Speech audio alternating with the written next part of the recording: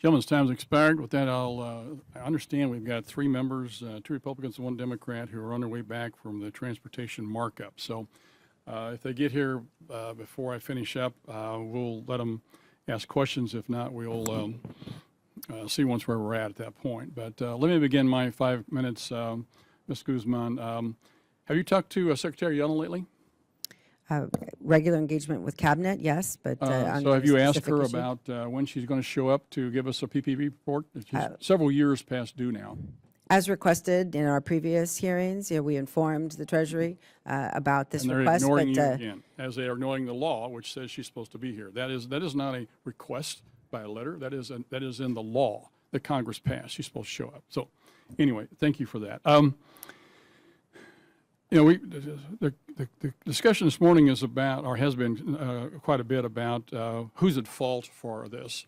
I can tell you, I was part of the group that put the PPP program together, and I can tell you I was very strenuous in my concerns about allowing the fintech companies in who do not have the controls in place.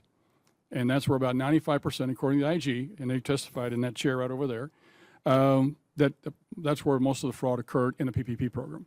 And I was very strenuous also in my remarks with regard to EIDL, knowing that there's basically none, zero, anything in place by the SBA to keep the money in place without being able to be fraudulently accessed, especially at the amounts that the program was allowed to grow to. That aside, you jumped into this program knowing where it was at. So now your responsibility is to clean it up. And that's the concern we have this morning, and that's where we're coming from with our questions. Why have you not gone out and sold part of the portfolio, and as Ms. Van Dyne talked about, in a way that alleviates the request for need for more money for your agency, as well as recover some of the money? We have evaluated this, and at this point are still collecting successfully within SBA's own collection efforts. Well, and if respect, Congress, Madam, as I have, Madam, Ms. Guzman, I haven't answered the question. I don't know how you can say you're adequately doing it. According to the IGA, you told the IGA that in October 23, 47.7 billion of the EIDL loans were written off.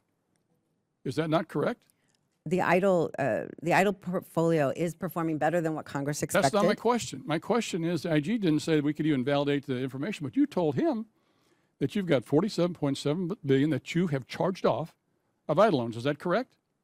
I'd have to double check those numbers before I testify to that. I would have to double check those numbers, and I will get back to you. When did you charge those off? Over the course of our collections. Prior to September 30? Again, we'll have to get specifics to you on this topic, but what I will share is that loans off prior to September 30 of 2023.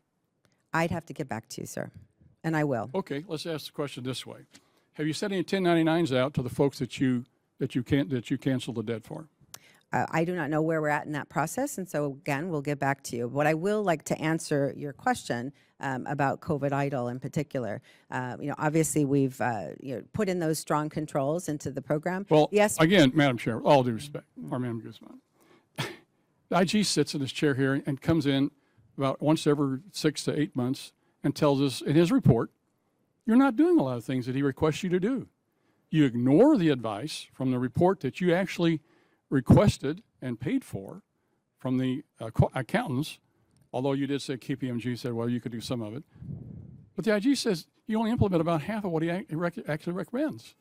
So when you say that you implement these things, it's a broad statement, which is not true. I'm sorry. As I've shared with the chairman, going back to your original question about selling the portfolio, Congress could enact something and appropriate the dollars to sell the portfolio as it would cost the federal government money to sell it. No, it would not, Madam Chair, Madam Guzman. It would within the appropriations process. There's no way it process. costs money when yes, you recover money. When you sell the portfolio, you will recover some money and you will cover all the costs for whatever it is. You have a net gain. We're happy to work with your team to review how that would work in appropriations, but that's what Congress's action could take. I know that CBO doesn't score it that way, but CBO doesn't score it correctly because they don't score the recovery. And so as a result, it would cost taxpayer dollars to do that. But you're going to recover several times more than that when you do that. I mean, this is not rocket science. And I mean, this we are still collecting, and this portfolio is still performing. As I said, it's performing way well, better than Madam- any disaster Madam we've Ms. ever. Ms. Guzman, we're going to send you a request to find out when these 47.7 Happy billion to were charged happy to off. reply to that. Thank you. And did you send 1099s out? Happy to reply to those You requests. didn't do that. Thank you. You're in violation of the law. Again, whose decision was it to not sell the portfolio? Ultimately, we haven't made any final decision on this portfolio. As we are still collecting, we're still going through the 9 steps on PPP and the 14 steps on EIDL that So are you haven't made a required, which is decision on whether referring to act on the Treasury. reports that you got? We are acting on those reports that said that we could still potentially profit by trying to collect at the Treasury stage. And so we have pursued the Treasury option. We are still in that phase, and we are making collections, continuing to make sure that this portfolio performs. And again, this is outperforming any expectations of Congress.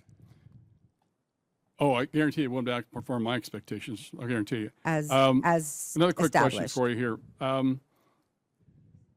You made a statement a while ago that you've doubled down on staffing to do the recovery of these things. Are those people working from home or they're working from the office? Doubled down on staffing. I said I doubled down on, during this testimony, I said I doubled down on staffing to clear some backlogs and certifications. My question is, are they working from the office or are they working from home?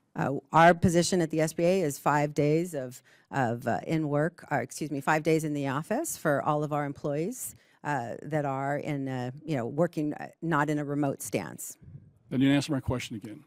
Question is very simple. Are they working in the office or are they working from home? Yes or no? It's a mixture, and some of them are working in the office, and So you're hiring people to work from home. during the telling me. pandemic, people were hired No, that's not my temporarily question now. My on question a remote is, basis. the new people you're hiring, are they going to work New from permanent- home? Or are they going to work in the office? Any new permanent people who are hired at the SBA come into non-remote status, so meaning that they do have to come into the office. So the new Any people new are person- working from the office. Any new person hired on a permanent basis at the SBA, yes, they definitely have to work at the This is SBA. unbelievable. I can't get a straight answer. It took me 3 minutes to get an answer on that Well, it question. depends what you're asking It's and a letting me simple allow. question, Madam Ms. Guzman. A while ago, you made also a statement about red tape. You said you're cutting red tape. Can you give me examples from red tape you cut? Yes, affiliation for control caused a lot of cumbersome processes for our lenders, especially when it came to the time of performing against that guarantee.